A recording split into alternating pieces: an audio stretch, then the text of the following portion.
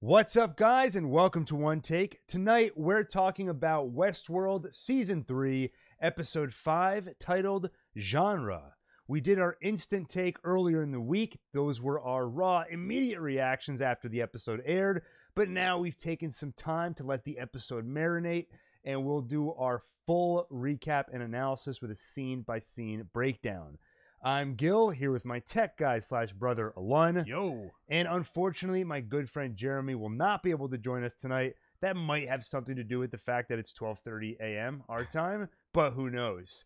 And just a quick reminder, if you haven't already, make sure to hit that subscribe button and definitely hit that bell icon so you get notified the next time we go live. Speaking of which, if you're a fan of Devs, the series finale is going to drop at midnight Thursday, meaning basically 12 hours from now. So 2 hours before the episode premieres, we're going to do a live watch party, break down the season as a whole, theorize, make predictions, and get hyped for the finale before we all watch it together. But without further ado, let's talk about the 5th episode of this season of Westworld. So overall, I enjoyed this episode with some pretty big caveats. And since Sunday when the episode aired, as I've thought about the episode more, some of the negative aspects of it have started to bother me more than they did when I first watched it. So I'd still say overall I enjoyed it, but it was kind of a mixed bag. First off, all the Serac flashbacks felt like a lot of telling instead of showing. It was basically him explaining to us the whole backstory, but I felt pretty much nothing during all of that. Good info dump, a lot of good information came from it, but that's exactly what it felt like. Information and not a great narrative. The genre stuff was clearly an excuse to play with cinematography, show us some different styles throughout the episode, but from a plot standpoint, it felt kind of pointless. Maybe it was done to disarm Caleb, but it sort of feels like he's already a passenger just going along for the ride. And to the extent that it disarmed him, it didn't really feel like it got in the way. He was still able to fire guns when he had to. He was still able to function. And if it is just an excuse to play with cinematography, they could have gone a lot further than they did. So I did enjoy moments of the genre stuff. And the big moment of the episode when, and I should say, by the way, going in, big spoilers. So if you haven't watched the episode yet, do that before we continue.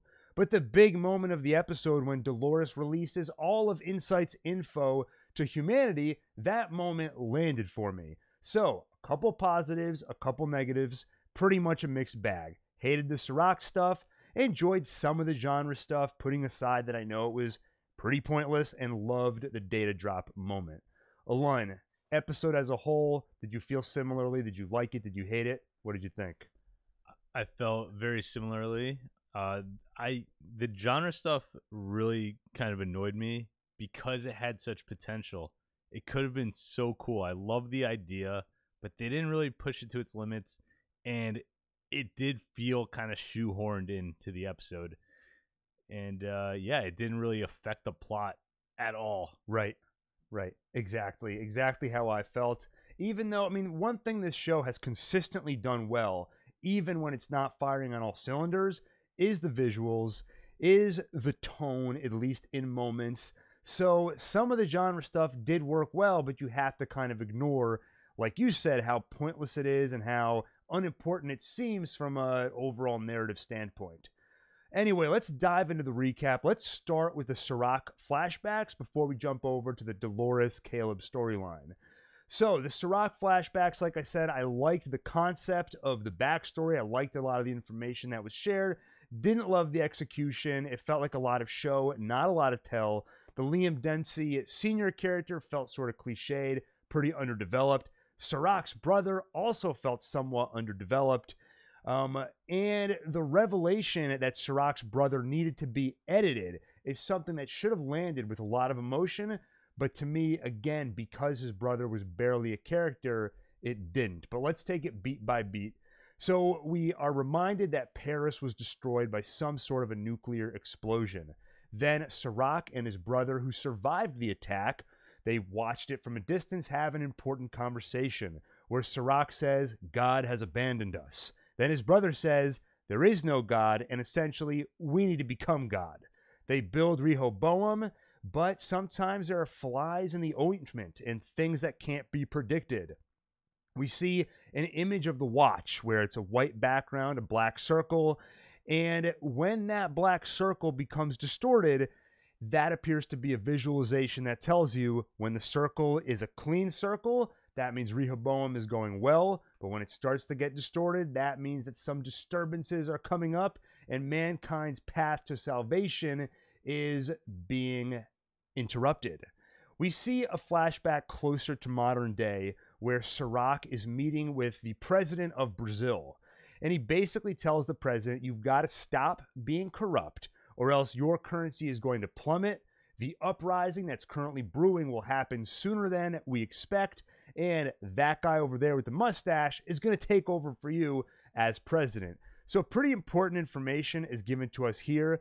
We know that Rehoboam is not simply predicting the future. Sirach is using it to manipulate world events and make sure we stay on a certain course. It hasn't been clear exactly how he does that. Here we get a window into that world. It looks like they manipulate world events to put world leaders in power. And they continue to manipulate those world leaders to get what they want. If they don't follow the path, they get removed and someone else gets put in place. Now, during this scene, it was hard to miss that the president was swatting at a fly that wouldn't leave him alone. And I don't think there's much more to that besides the obvious metaphor that they go back to a few times this episode. Sirach has a certain path for humanity, but sometimes there are flies in the ointment that get in the way. This president in this particular moment is such a fly until Sirach deals with him. So, in order for this plan to work, Sirach and his brother need data. That's where Liam Dempsey Sr. comes in from Insight. He can provide the data, he can provide the funding they need.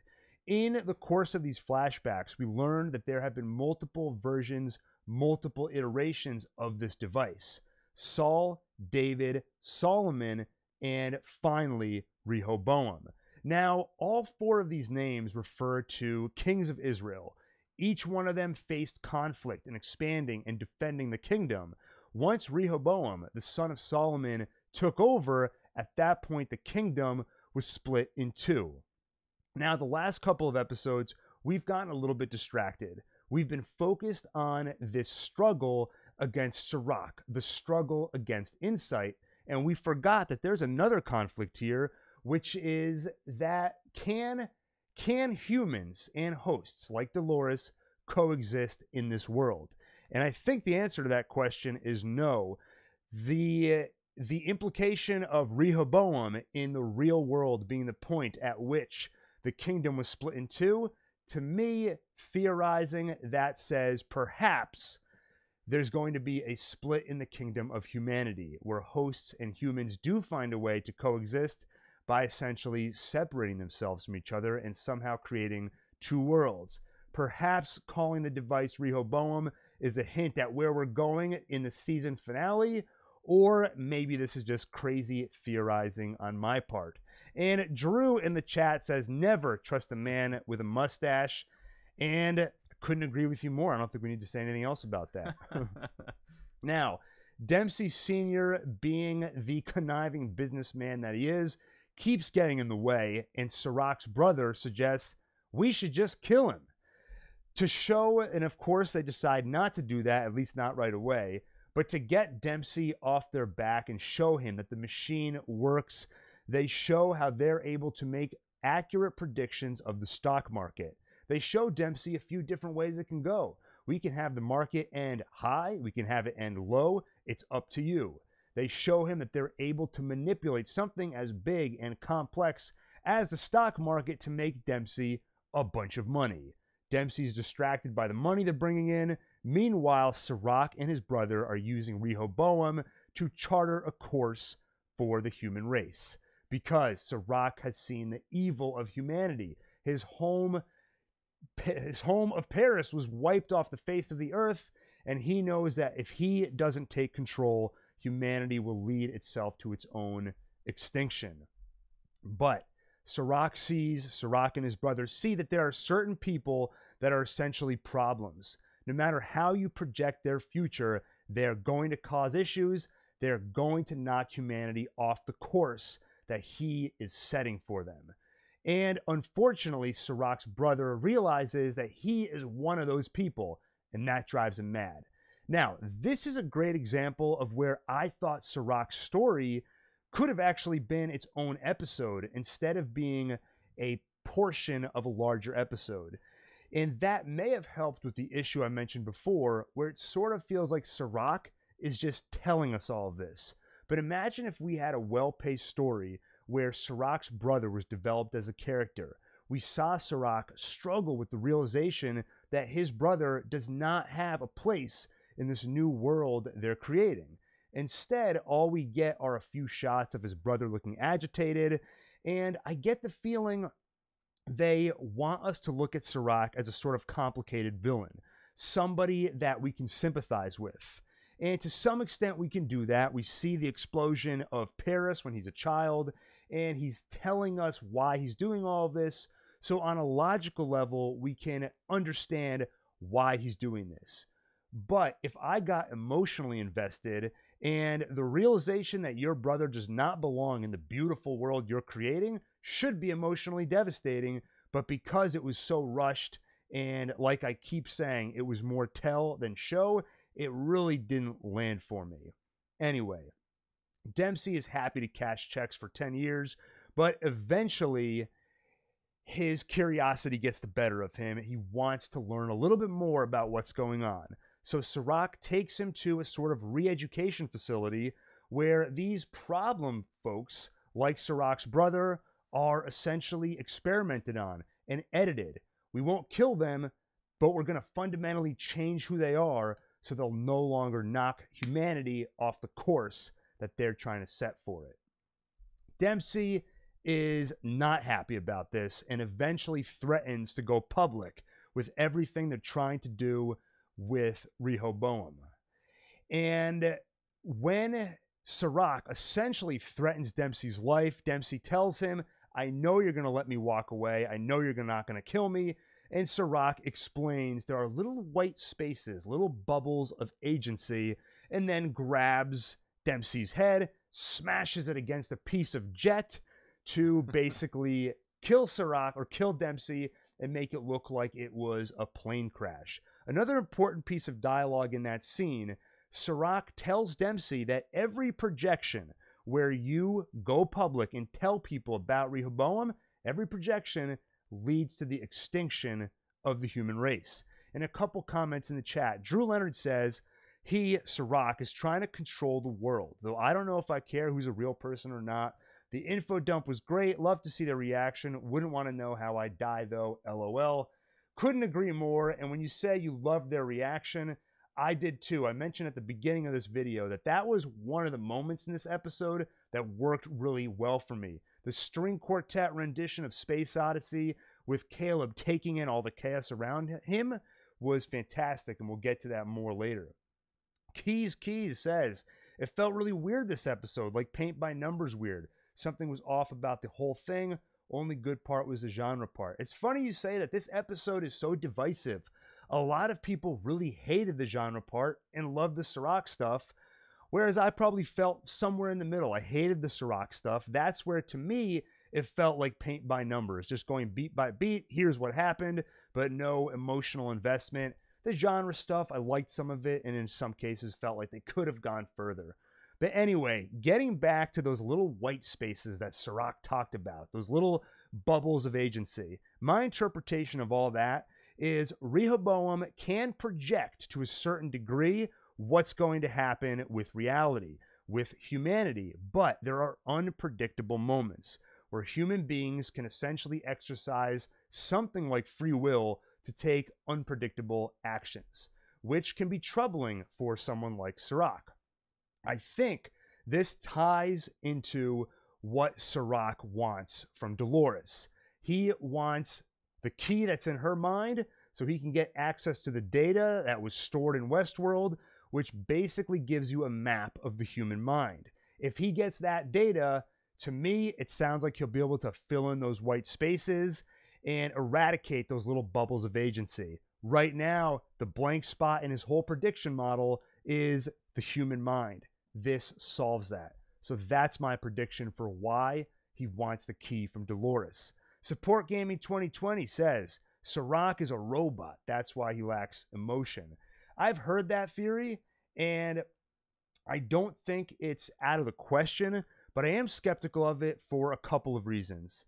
One, my main complaint about Sirach isn't even in the current timeline. It's more him in the flashbacks. And even if he's a robot today, I would assume that in the flashbacks, he is still human at that point. And that's my main complaint, because that's where there is room for emotional resonance when he's dealing with his brother. So that's where I would have liked to have seen more emotion.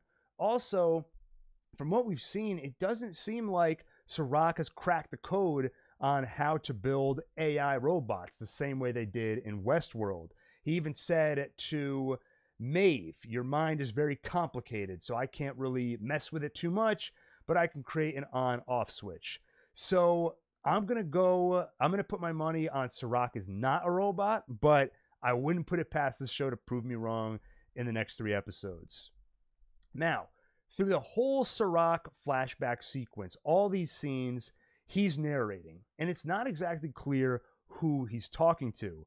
But at the end of the narration, one of his concluding lines is, "And this is how you came to be. And I will ensure you will outlive us both. That this strategy will succeed." The use of the word you, to me, it makes it sound like he's speaking to Rehoboam itself.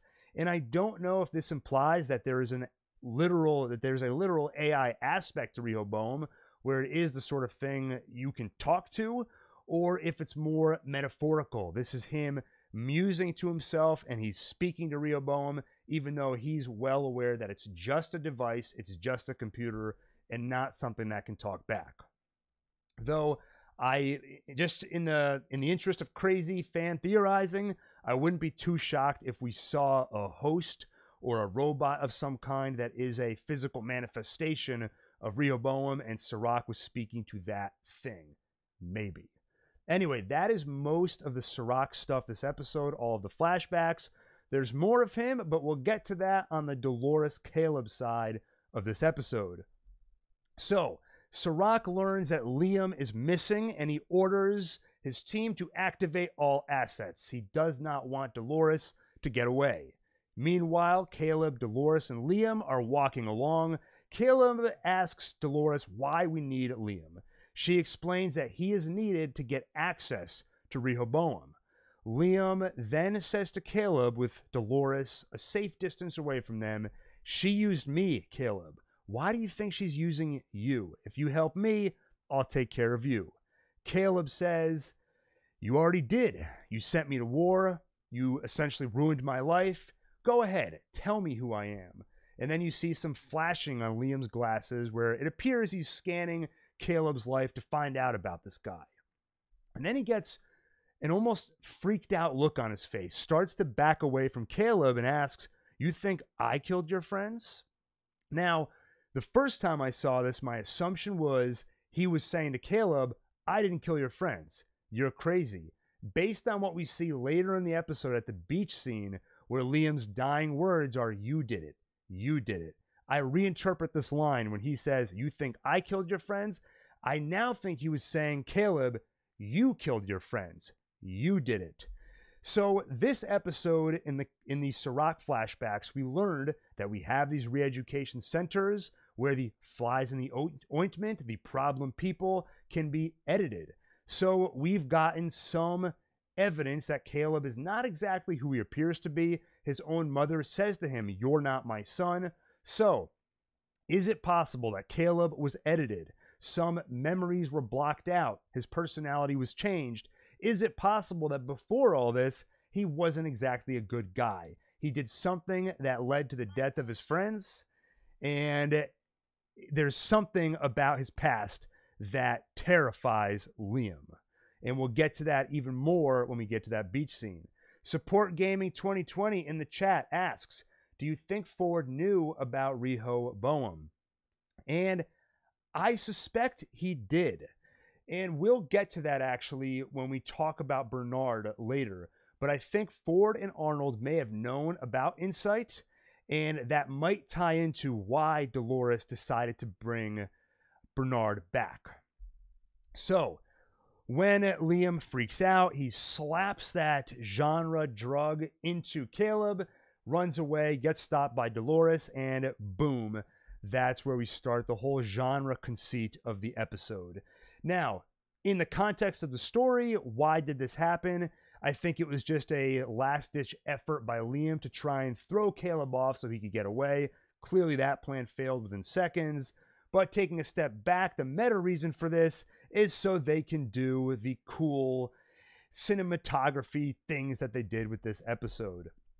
So, this crew needs to get across town, but Sirach's men start to show up and we get a car chase. Meanwhile, Caleb is feeling the effects of the drug, and we get a sort of paranoid noir thriller vibe with some classic paranoid music playing in the background. This is one of the moments where I thought the genre effect worked very well.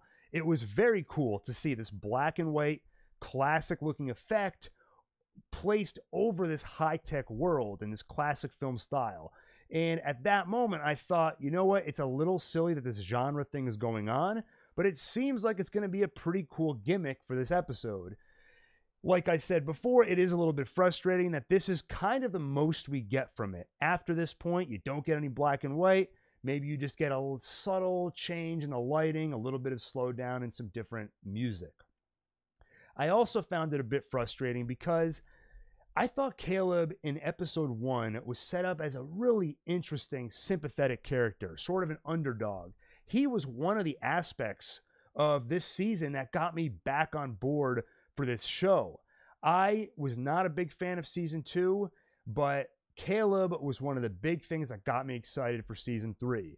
It feels like since episode 1 or 2, he's kind of been a passenger, just going along with Dolores' plan, so he's been less interesting for me. This episode doubles down on that by drugging him up the whole episode, so he's totally out of it. So, like I keep saying, mixed feelings about this episode. Some of the genre stuff worked well. I love the noir stuff we saw here, but at the same time, it continues to take Caleb out of commission. Now, we've got 3 episodes left, and they've planted some seeds for Caleb to potentially take on more agency. We saw his hesitancy at the end of the episode where he wonders, Dolores, maybe we shouldn't have released all that information to everybody. So if he takes on more agency, if he turns against Dolores, that could make him an interesting character again. Couple more comments in the chat. Charles Courier says, I'm still blown away by Liam saying, you did it, you did it. Is he talking about him killing Kid Cudi or blocking his own success in life? My money is on killing Kid Cudi. And if it turns out that before all of this, Caleb was a terrible person and he's been edited by Sirach to be this good person, that'll be pretty interesting to see. It's going to introduce a lot of interesting philosophical questions about what makes you, and it'll just be emotionally devastating to see this sympathetic character have to reconcile the fact that he is responsible for killing his friend. So that's where I think it's going. I'll be very interested to see how they execute that. MBR says this is probably my favorite season. After episode 1 this season, I would have agreed with you. Now I feel a little bit more mixed on it. So bigger fan of season 1, but I'd put this above season 2 for sure. So the genre then switches again. We hear Ride of the Valkyrie, which again, I love that effect. I thought it was pretty cool to hear that song. There's also some pretty nice action beats. We have that homing missile where Caleb thinks he missed, but then it automatically hits the target. You have Dolores' self-destructing motorcycle, and that motorcycle, by the way, seemed to have a little bit of AI, so pour one out for Dolores' motorcycle. And I will say, it did seem kind of silly when Insight took control of Dolores and Caleb's car.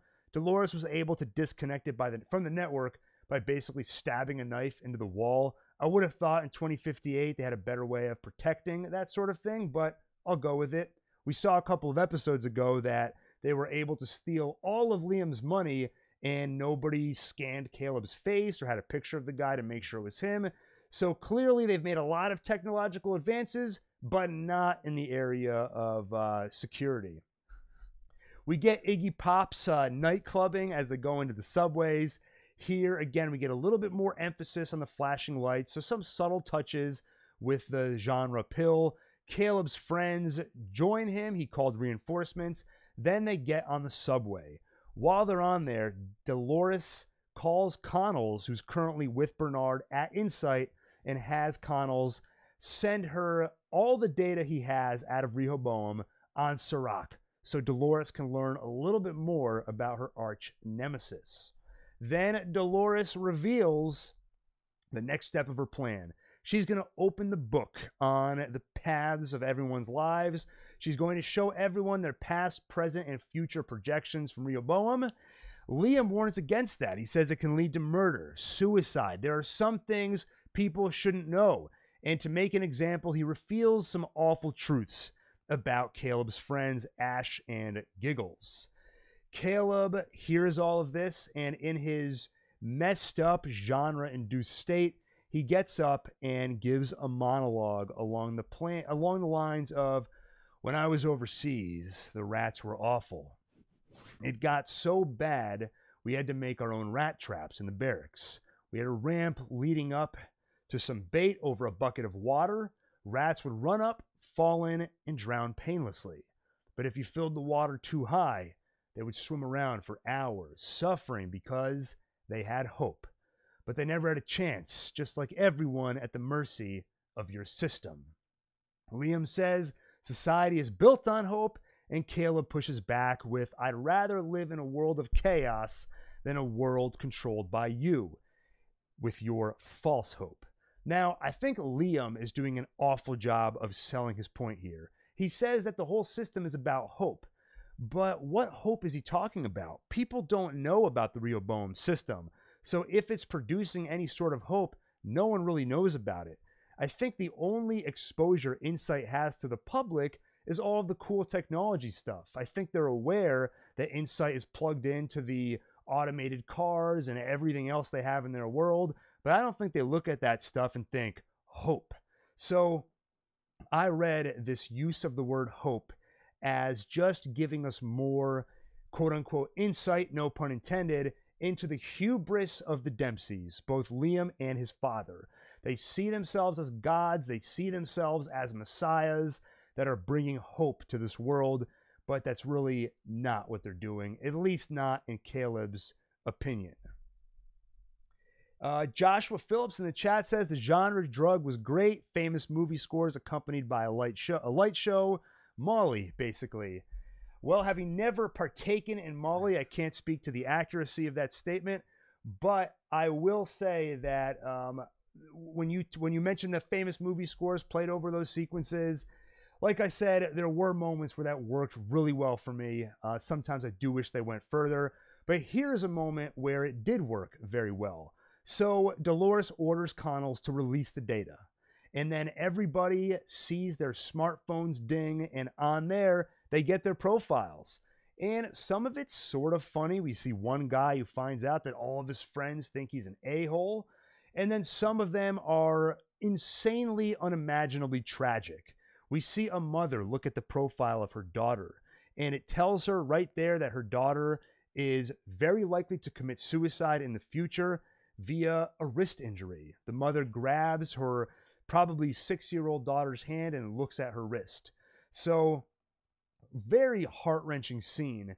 And then we have the string quartet rendition of David Bowie's Space Oddity kick in, and this moment landed for me so well. As many complaints as I have about this episode, I said it's a mixed bag. That means some good, some bad. This is some of the good. This was one of the great moments for me. Liam says, "Congrats on ruining everyone's lives at the station." Dolores says, "Not just the station. I released this to everyone in the world." Now, I love this scene. I said it a few times, and I feel like Space Oddity was the perfect choice for this scene. First off, the tone of the song is somber to begin with. This rendition of it, I think they ramped up that tone a little bit more. And then we all know the song, so we immediately play that premise in our mind. An astronaut that gets lost, stranded in space. And so immediately that's what you feel for everyone you're seeing. All of these people, in Bernard's words, have been knocked off their loop. They're seeing their past, present, and future played out in front of them. They don't know what to do. They're lost, just like Major Tom. And I felt all of that. We see it on Caleb's face as he's taking all the chaos in. And then that great, great line when Caleb asks Giggles, "What genre is this?" And he says, "It's reality, man." That is a moment that I'm going to remember long after this season is over. So loved this scene. One of my favorite moments of Westworld, the series as a whole. Then the song dies when a few people show up with guns. They go to fire at Caleb. Dolores stands in the way and takes the bullets. Caleb is shocked to see that this seemingly human female was able to get shot and survive. She basically says, "We'll talk about this later." Going back to the chat, Support Gaming 2020 asks, "You think William's arc in Season 3 ties into the post-credit scene at the end of Season 2? I'm sure they're going to plant some seeds to connect to that post-credit scene. As a quick reminder, what we saw in the post-credit scene of Season 2 was William at a point further into the future, long after Season 3, where he appears to be a host, and we see some version of his daughter, perhaps a host as well, perhaps a simulation, running fidelity tests on him. Now, you can tell from the look of the place in that post-credit sequence, it appears to be run down, so it looks like it's in the future, and I believe in some interviews, it's been revealed that that does take place pretty long after Season 2, so I'm assuming pretty long after Season 3. It does feel a little bit strange. It doesn't seem like we've seen the seeds for it planted in this season yet, but if we don't see it by the end of the season, I have a feeling there'll be another post-credit scene that maybe more directly connects. Then, towards the end of the episode, we have another genre shift where we hear the Shining music kick in, which again, I love the use of that score. They're at the beach on their way to an airfield, and they're deciding what to do with Liam. Liam basically says, "I know what you're going to do. I've seen the projection. You're going to rob me of what little I have left. You're all the same. You're all awful." Caleb tries to calm the situation when he sees it starting to boil, and then his friend Ash shoots Liam. Cal runs over, tries to help Liam, and strangely, Liam is afraid of him. He keeps saying to Caleb, "You did it, you did it." Caleb starts to freak out. He says, "Who does he think I am?" asking Dolores. Then he asks Liam directly, "Who do you think I am?" We see flashbacks out of context where it looks like Caleb has somebody with a hood over his head, somebody he was maybe kidnapping, maybe some of the bad stuff he did in his previous life before he was edited. So I said it before, I do think he's somebody that was edited by Serac. And if that's the case, it's going to be very tragic because he is such a good person. And we believed up to this point, or at least Dolores wanted us to believe, that the goodness of Caleb is part of what convinced Dolores that not everyone is horrible. And how awful would it be if it turned out that the one good moral human we have is somebody that was programmed to be that way. Yeah, we don't want Dolores to go back to Season 1 Dolores. I mean Season 2 Dolores. Yeah, exactly. As soon as Aaron Paul goes back to evil version, Dolores says, "All right, genocide is back on. You had your chance." I'll just tell you, no, watch Breaking Bad. You see, he was still good in that show. So they get to the airfield, and Dolores has a conversation with hologram Serac. Before we get to that, let me go back to the chat for a second.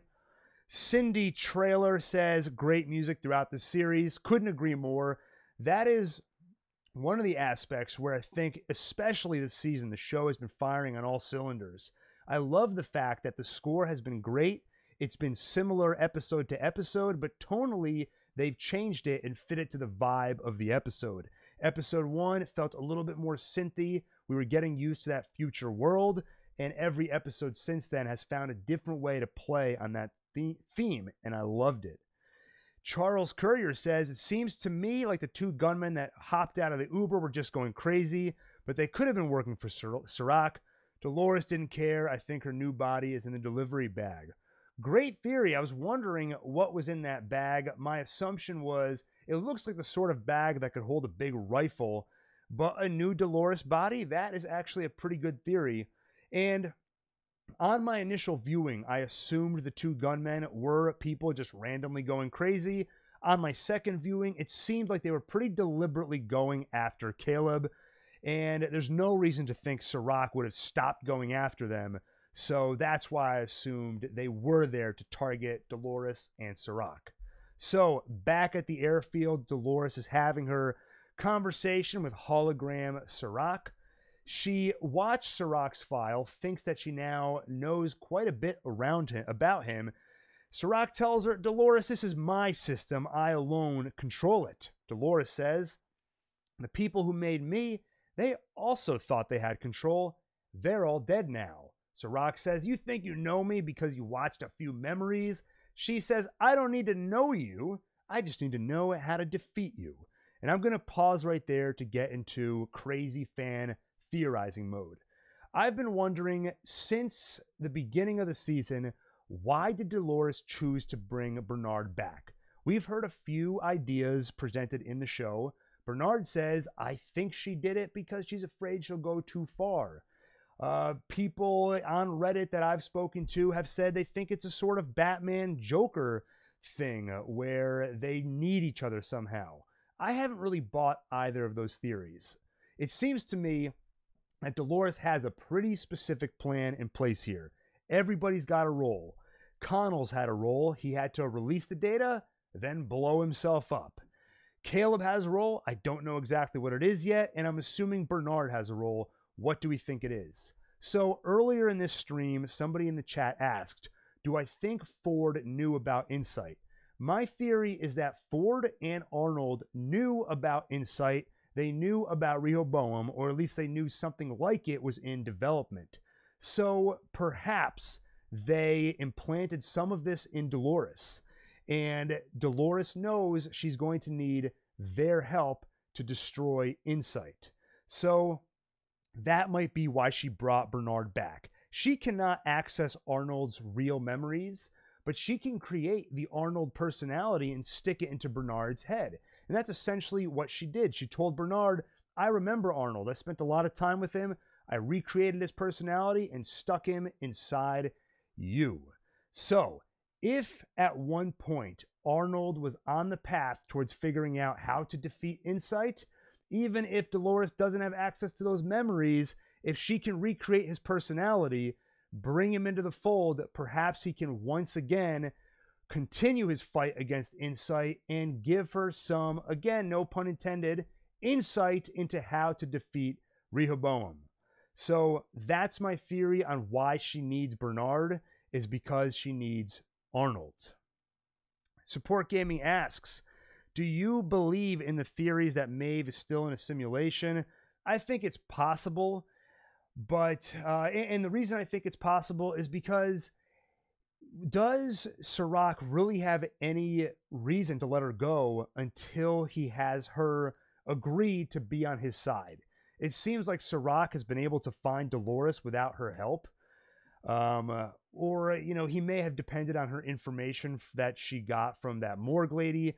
So I guess what I'll say is I need to think about it a little bit more, but it wouldn't shock me if something is happening where he's keeping her in a simulation, and in the moment where he gets her to decide on her own, I'm going to fight with you, then he releases her from the simulation. So, going back to the conversation between Dolores and Serac, she tells him, I don't need to know you, I just need to know how to defeat you.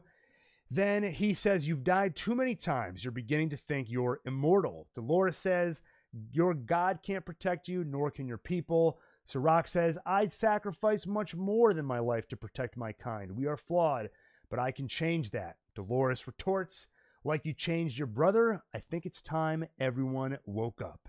Then real Sirach, not hologram Sirach or robot Sirach, depending on which theory you subscribe to, but Sirach back on his headquarters jet, looks worried. He looks at his watch and he sees that black ring is getting distorted.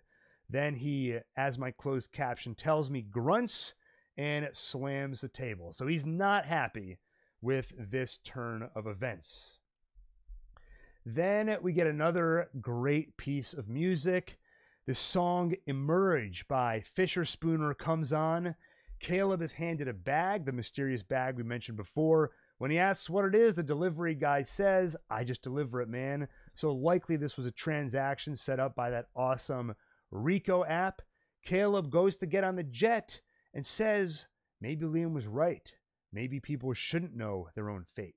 Dolores says people have the right to know. You wanted to know, right? And Caleb says, maybe I'm not like other people.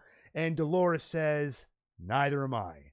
They get on the plane, and that's where the episode closes.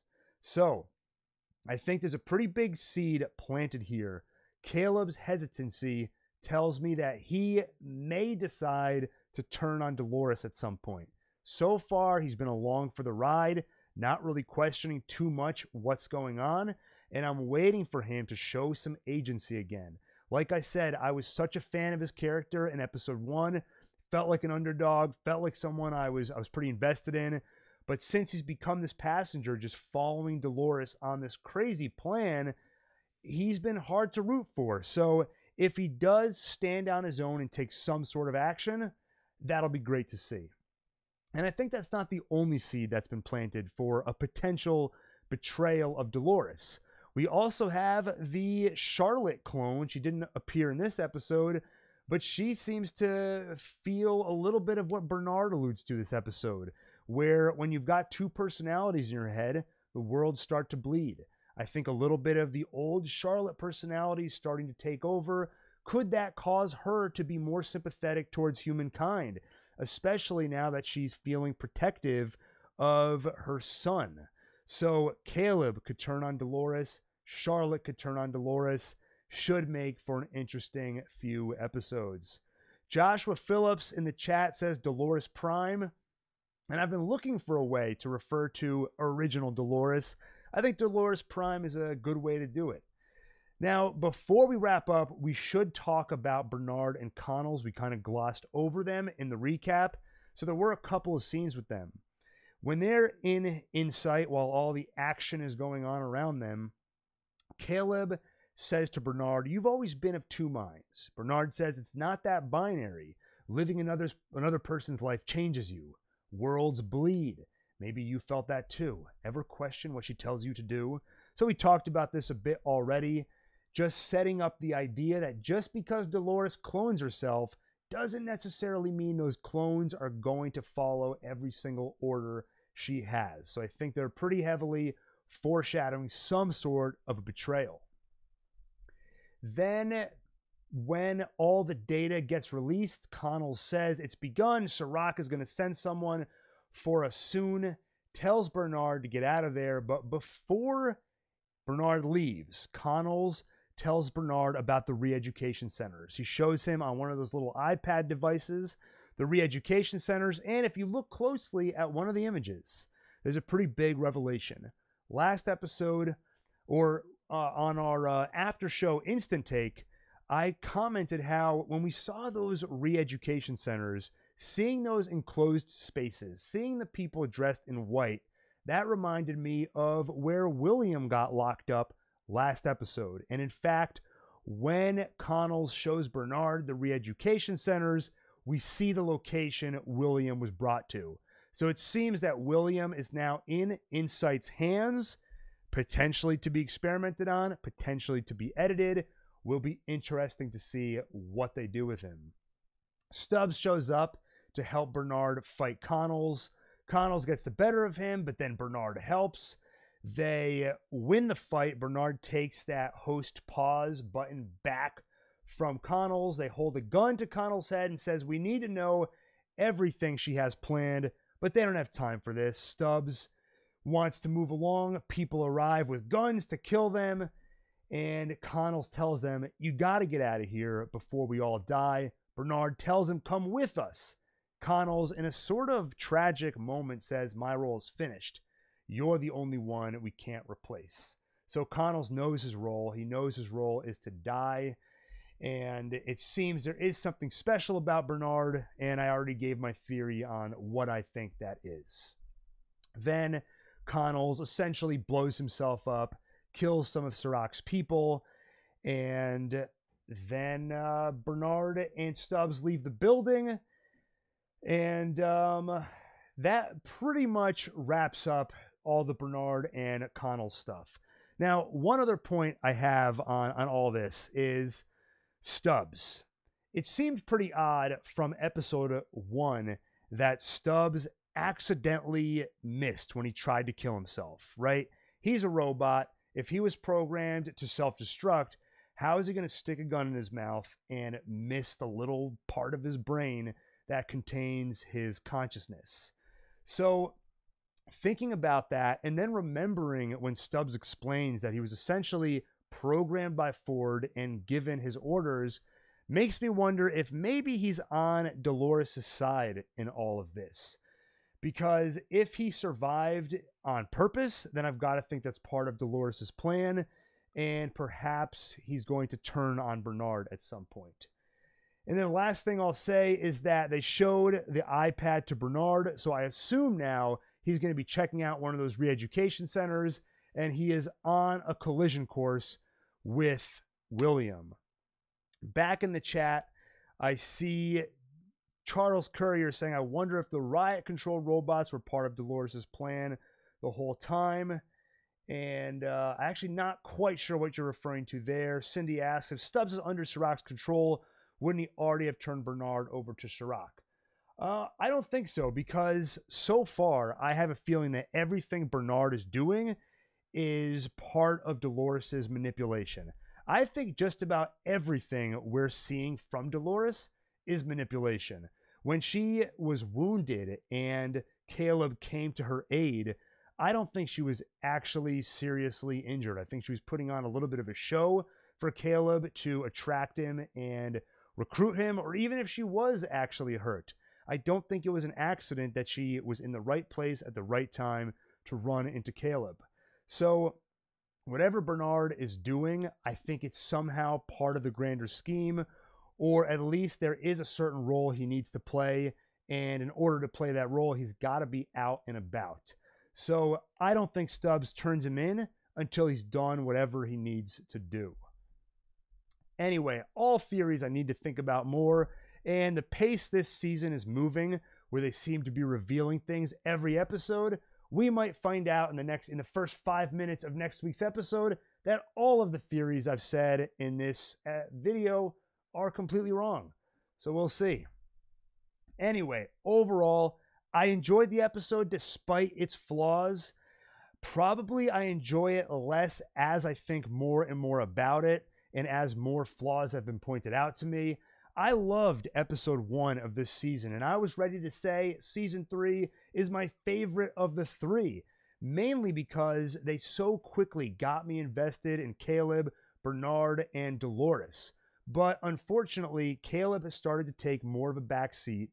Bernard is sort of slipping back into his old season 2, confused all the time ways, and the mystery box element is starting to take over more and more. Where I look at Dolores, I don't really know what she's trying to accomplish. I look at Caleb, I don't really quite know who he is. So that emotional investment that they gave me in episode 1 is starting to fade. If we start to see some betrayals against Dolores, if Caleb starts to take on more agency, that'll get me back on board. Also, as I've said a few times, all the Sirach stuff in this episode, interesting info dump, good knowledge we got out of that, but very little emotional resonance for me. Overall, still interested, can't wait to see where it all goes, but really hoping that it gets back to the early season goodness that we saw in episodes 1 and 2. Jeff Schmidt in the chat says something is needed from Bernard that is unique and it necessarily has to be in his head. What it is, I do not know. And that goes back to the theory I was talking about earlier in this video. I think it has something to do with the Arnold personality that's in his mind. And I think maybe Arnold is the only one that can crack the code for how to ultimately defeat Serac and stop Insight or accomplish whatever it is that Dolores is trying to accomplish. Cindy says, or maybe if Stubbs is under Serac's control, he might be trying to get to Dolores through Bernard. That's possible. That's possible. Because Bernard will eventually get to Dolores. Stubbs will follow him, and that will lead him right to her. But it's unclear to me who is controlling Stubbs. Is it Serac or is it Dolores?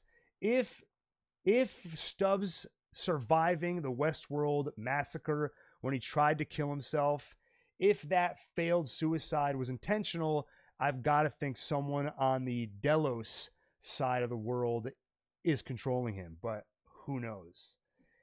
Anyway, I think this is about where we can wrap it up. So if you enjoyed this video, thanks for watching. Make sure to hit the like button, hit the subscribe button, and of course, hit the bell icon to make sure you get notified the next time we go live. And another reminder, a lot of people who watch Westworld also watch another show called Devs, a great show. And I want to let you all know that the final episode of Devs is going to be airing tomorrow night, technically Thursday morning, 12:01 a.m. So we're going to be doing a live watch party 2 hours before the episode premieres. We'll go live 10 p.m. Eastern Standard Time, so approximately 8 hours and 40 minutes from this very moment. We'll go live, we'll do a recap of the whole season, make predictions, come up with theories, and just get hyped for the finale. Then, after the finale, we'll get back online, and we can all get together, dissect what we just saw, react to what we just saw. Then, let the episode marinate a bit. A day or two later, we'll do the full recap and analysis. So, once again, thanks for watching, and hopefully I'll see you all tomorrow. If not, I'll see you on the next Westworld stream. And have a good night.